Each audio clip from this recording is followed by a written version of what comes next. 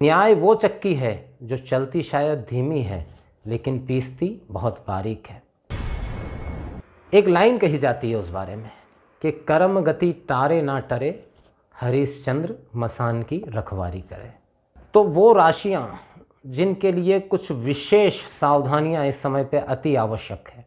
तो 7.5 शुरू होने जा रही है मेष राशि। लोग शनिदेव के प्रभाव से बड़े भयभीत रहते हैं। ज्योतिष में विष योग भी कहा जाता है। नीलांजनम समाभासम रविपुत्रम यमांग्रजम।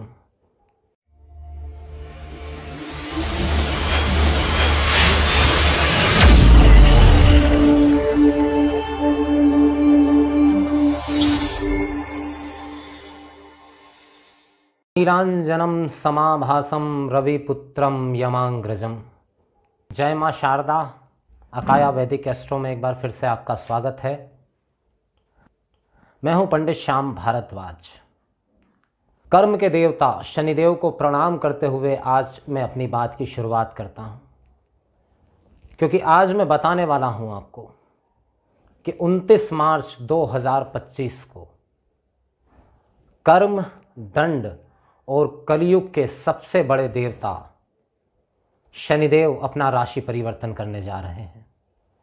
शनिदेव ग्रहों में सबसे धीमी चाल में चलते हैं और सही और सटीक, सत्य असत्य, गलतफहमी और सत्य, इनके बीच के फर्क को बिल्कुल किसी हंस की भांति परिवर्तित कर देते हैं। जैसे हंस दूध और जल को अलग अलग कर देता है, वैसे ही आपके पाप और पुण्य का आईना आपको सामने बैठकर दिखा देते हैं। क्या होता है कर्म प्रभाव, एक छोटी सी बात के साथ में मैं आपको समझाना चाहूंगा। एक बात आप सबने सुनी होगी कि रावण किसके पुत्र थे? विश्वकर्मा जी के। विश्वकर्मा जी के पिता कौन थे? पुलस्त ऋषि। और पुलस्त ऋषि किसके पुत्र थे? ब्रह्मा के। मतलब स्वयं ब्रह्मा के पुत्र के पुत्र के पुत्र थे रावण। मतलब स्वयं ब्रह्म अंश थे, लेकिन अपने कर्मों की वजह से। अब यहां पर एक बात और है कि विश्वकर्मा की जो प्रेमिका थी वो कौन थी? एक राक्षसी थी, एक राक्षस पुत्री थी। उन्हीं के साथ समागम से जन्म हुआ था रावण का। तो राक्षस भी था उनके अंदर और व से भगवान वाला व भी था। लेकिन अपने कर्मों से रावण ने अपने आप को पूरी तरीके से राक्षस साबित कर दिया। शनिदेव क्या करते हैं? कई लोग शनिदेव के प्रभाव से बड़े भयभीत रहते हैं कि क्या प्रभाव देंगे। शनिदेव असल में कुछ भी नहीं करते। शनिदेव सिर्फ आपके और सिर्फ आपके कर्मों का हिसाब करते हैं। वो कर्म जो आपने अपने चेतन अवचेतन अवस्था में किए हैं, जो आपको शायद याद हो या शायद कुछ ना भी याद हो। लेकिन जैसे एक बात कही जाती है ना अभी साइंस में, कि आप आपके परदादा या उनके पिता को शायद ना जानते हो, लेकिन आपका शरीर जानता है, आपका डीएनए जानता है। तो आप ऐसा कह सकते हैं कि मैंने तो ऐसा कोई कार्य किया नहीं, लेकिन आपने चेतन अवस्था में अवचेतन अवस्था में याद है नहीं है, जो भी कर्म आपने किया है उसका हिसाब करने के लिए हर 30 वर्षों में 7.5 हर राशि पर जीवन काल में 2 से 3 बार अवश्य ही आती है। इस बार 7.5 किसकी शुरू होने जा रही है? तो 7.5 शुरू होने जा रही है मेष राशि की। कुंभ राशि पर अंतिम ढैया है और मीन राशि पर मध्य ढैया रहेगा। इसके अलावा जिन जिन राशियों के ऊपर ढैया शुरू होने जा रहा है, सामान्य ढैया जो सिर्फ 2.5 वर्ष का रहता है, वो राशि है धनु। धनु राशि पर ढैया शुरू होने जा रहा है। सिंह राशि पर भी ढैया शुरू होने जा रहा है। तो वो राशियां जिनके लिए कुछ विशेष सावधानियां इस समय पे अति आवश्यक है। देखिए शनिदेव 2.5 वर्ष एक राशि में रहते हैं, तो आप मान के चलिए 29 मार्च 2025 को अपनी स्वयं की मूल त्रिकोण राशि कुंभ को छोड़कर अपने संवत मित्र देवगुरु बृहस्पति की राशि मीन में प्रवेश कर जाएंगे। अब मीन राशि में यहाँ पर शनिदेव 2.5 वर्ष रहने वाले हैं। शनि शनि चलते हैं, जैसे कि उनका नाम है, धीमी गति से चलते हैं, और इसीलिए आपने देखा होगा न्यायिक प्रक्रिया की गति हर देश काल परिस्थिति में थोड़ी सी धीमी ही रहती है। लेकिन कहा जाता है ना कि न्याय वो चक्की है जो चलती शायद धीमी है लेकिन पीसती बहुत बारीक है। हमारे मालवा क्षेत्र में एक कहावत बड़ी मशहूर है राजा हरिश्चंद्र के बारे में। वो तो सत्यवादी थे, लेकिन शनिदेव के प्रभाव ने क्या हाल किया था। एक लाइन कही जाती है उस बारे में कि कर्म गति टारे ना टरे, हरिश्चंद्र मसान की रखवारी करे। तो मैं आज आपको बताने वाला हूं किन राशियों के लिए 7.5 कैसी रहने वाली है। मेरा ये जो राशिफल है ये चंद्र राशि आधारित है, और यहाँ एक बात आपको बता दूं कि 7.5 हमेशा चंद्र राशि आधारित ही होती है, उसका नियम है। अगर कोई कहे कि लग्न से 7.5 आ रही है तो उसका कोई औचित्य नहीं है। चंद्र राशि आधारित ही 7.5 होती है, इसलिए इसे नामाक्षर सूर्य राशि या लग्न आधारित बिल्कुल भी ना समझा जाए। और साथ ही साथ एक बात और बताना चाहूँगा कि जन्म समय में शनिदेव आपकी कुंडली में किस अवस्था में है, इस पर यह बहुत कुछ निर्भर करेगा। क्योंकि कुछ लोगों को बहुत अच्छे परिणाम मिल सकते हैं, तो कितने अच्छे मिलेंगे ये इस बात पे निर्भर करेगा कि जन्म समय में शनिदेव आपकी कुंडली में किस अवस्था में है, आपको दशा महादशा अंतरदशा कौन से ग्रह की चल रही है। और साथ ही साथ एक बात का यहाँ पर विशेष ध्यान रखिएगा, जिन जातकों की भी कुंडली में शनि और चंद्रमा अगर या तो दृष्टि संबंध में है, साथ में बैठे हैं, या कहीं से भी कोई कनेक्शन शनि चंद्रमा के बीच में कुंडली में बन रहा है, जिसको कि ज्योतिष में विष योग भी कहा जाता है। अगर ऐसी कोई स्थिति आपकी कुंडली में बनी हुई है और आपको 7.5 या ढैया का समय है, तो उसका विश्लेषण मैं ज़रूर आपको यहाँ पे दूंगा। उन्हें विशेष सावधानी की ज़रूरत यहाँ पर रहती है। तो सबसे पहले अगर हम बात करें, बात को शुरू करने से पहले एक बात फिर से आपको बता देता हूं कि अगर आपको आपकी जन्म राशि मालूम नहीं है तो अपनी जन्म कुंडली को खोलिए, उसके अंदर देखिए चंद्रमा कहाँ लिखे हुए हैं। चंद्रमा जिस अंक के साथ लिखे हुए हैं वही आपकी जन्म राशि है।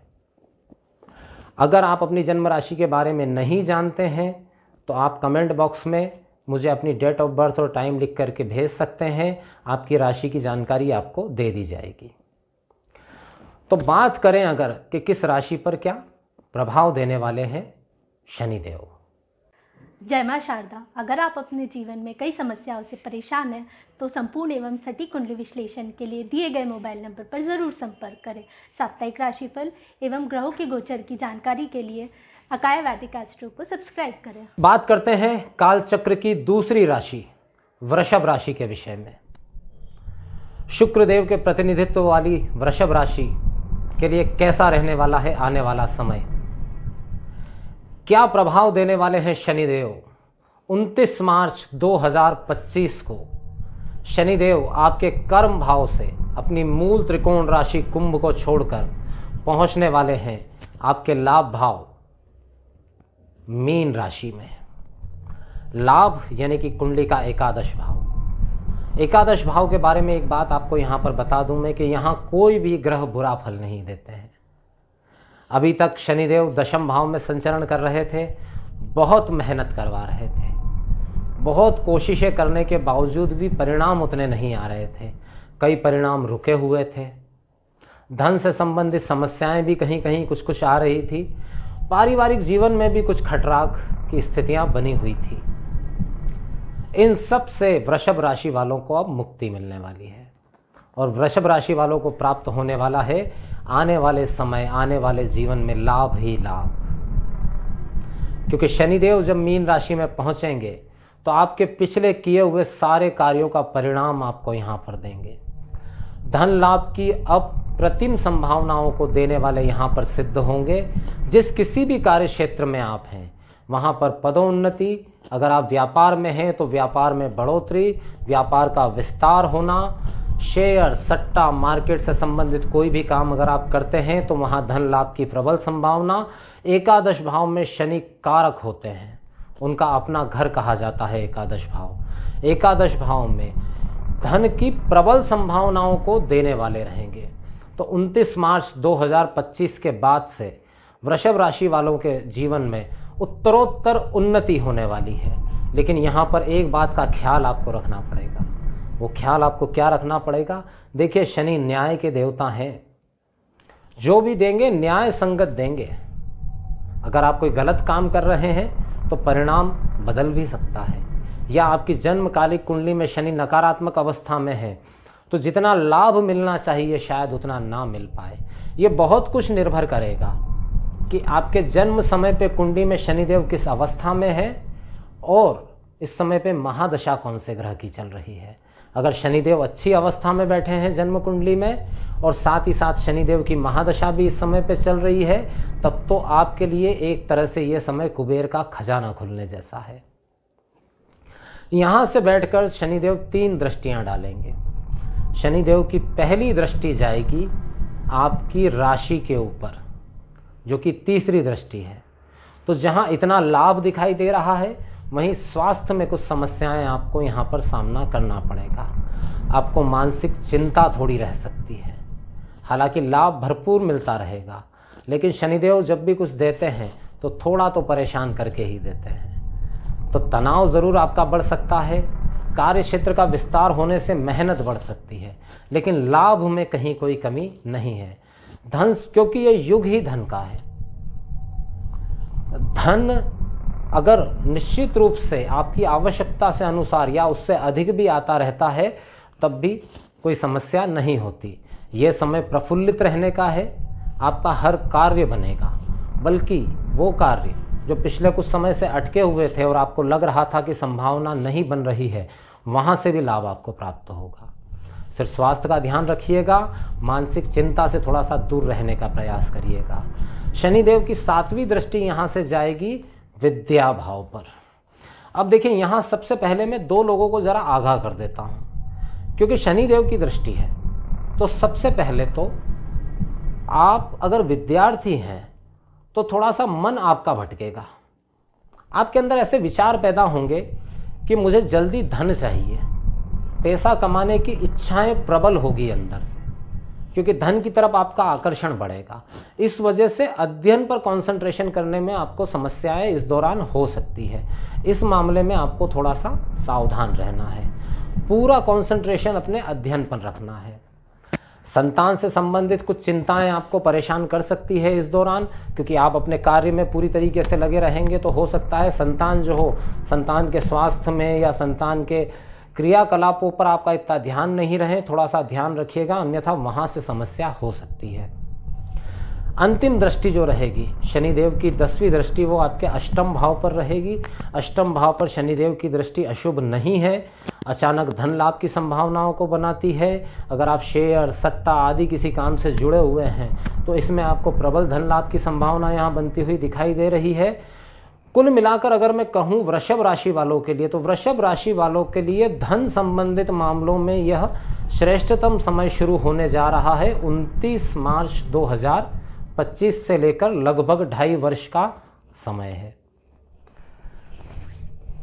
इसके साथ ही एक बात आपको यहाँ और बताना चाहता हूँ कि ये जो लाभ की बात मैंने की, ये लाभ इस बात पर निर्भर करेगा कि आपके जन्मकालिक कुंडली में शनिदेव किस अवस्था में है, क्या आपका लग्न है और इस समय पे महादशा या अंतरदशा किस ग्रह की आपको चल रही है, वरना इस लाभ की स्थितियों में परिवर्तन हो सकता है।